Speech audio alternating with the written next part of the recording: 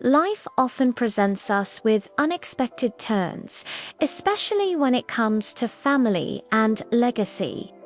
This is a story of betrayal and a fight for what's right. My grandmother, Gram, was the heart of our family. Her love was boundless, her wisdom a guiding light. She taught me everything. We shared countless moments, from reading stories to planting flowers in her vibrant garden. Those memories are treasures I hold dear.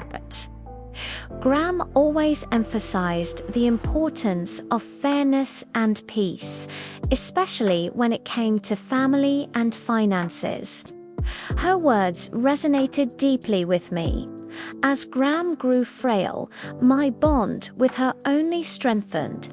I spent every moment I could by her side, cherishing our time together. She made sure her wishes were clear.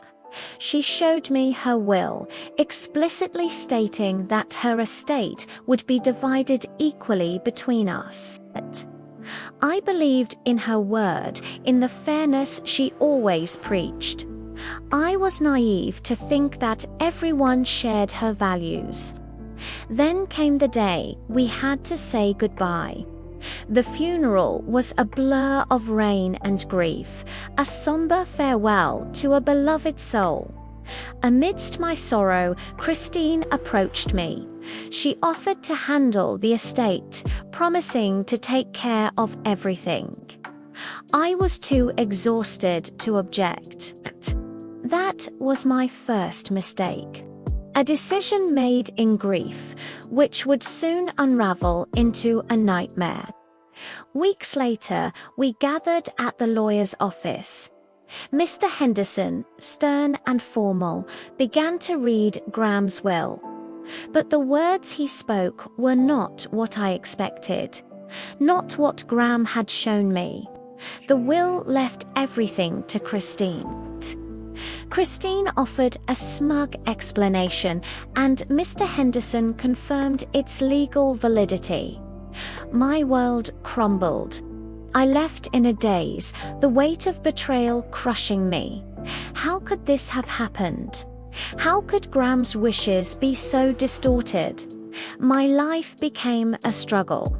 I was surrounded by boxers in a small apartment, exhausted and heartbroken. Meanwhile, Christine flaunted her new wealth on social media: new cars, designer bags, lavish vacations.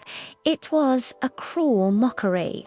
I even begged her, hoping for some shred of decency, but she only mocked my desperation.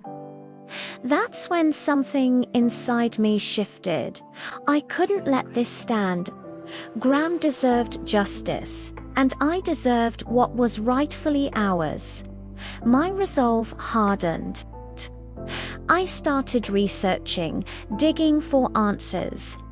I knew I needed professional help, someone who understood the complexities of the law.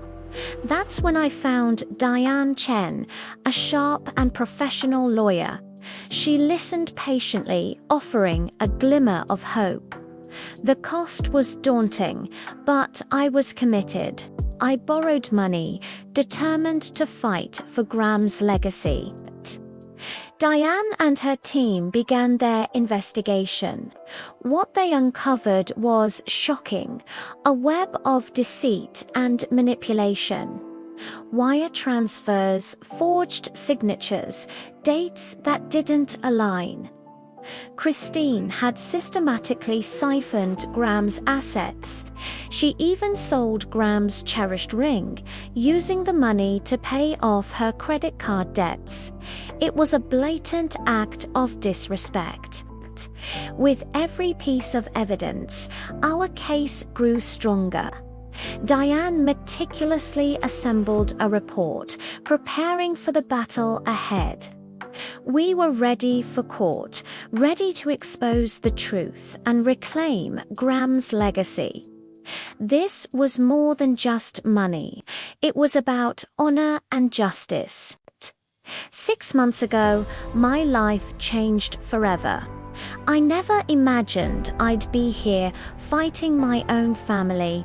But when betrayal strikes at the heart of your home, you have no choice but to stand up.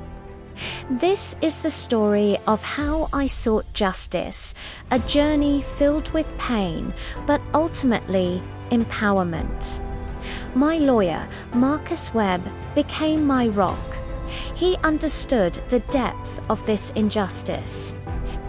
Together, we prepared for the battle of a lifetime against someone I once called family. The first step was filing the lawsuit, a formal declaration that I would not stand for this betrayal. The papers were served to Christine at her lavish home, shattering her illusion of impunity. Her face, once composed, fell into a mask of shock and disbelief. The game was officially on. She tried to slam the door, but the weight of her actions was already pressing down. Moments later, my phone rang.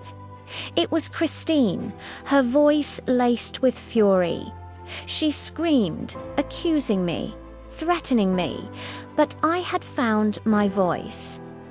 The confrontation was raw, a culmination of years of unspoken resentment and deceit. The lawsuit wasn't just about money. It was about reclaiming my integrity, my family's legacy. But the fight wasn't just with Christine. The family pressure began almost immediately. My mother, Linda, was particularly vocal, her anger a heavy burden.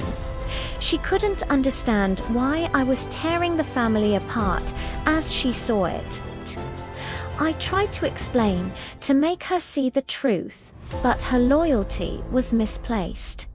With a heavy heart, I hung up, tears welling in my eyes, but my resolve only hardened. The courtroom became our battleground, a place where truth would finally be unveiled. The judge, a stern and dignified figure, presided over the solemn proceedings. On one side, Marcus and I, seeking justice. On the other, Christine and her lawyer, defending deceit. Christine, in her expensive designer suit, exuded a false sense of confidence. But Marcus was relentless. His cross-examination began to chip away at her facade. He presented evidence, undeniable proof of her financial misconduct, her calculated fraud. Each document, each circled date, each text message painted a clearer picture of her deceit. Under Marcus's sharp questioning, Christine's composure began to crack. Her face grew pale, her voice faltered. The truth was slowly, painfully emerging. The weight of her lies was crushing her, right there for everyone to see. Finally, the moment of truth arrived. The courtroom fell silent, thick with anticipation. I held my breath, my heart pounding. Christine gripped the table, her fate hanging in the balance. The judge's voice cut through the silence, clear and decisive. He declared the will invalid, a victory for truth and justice. Repayment ordered, punitive damages imposed. Christine's world crumbled. For me, it was tears of relief, the weight of months of struggle finally lifting. Stepping out of the courthouse, the sunlight felt different, brighter, full of promise. The media circus I expected never materialized, just a quiet, profound sense of peace. Justice had been served, and with it, a new chapter began.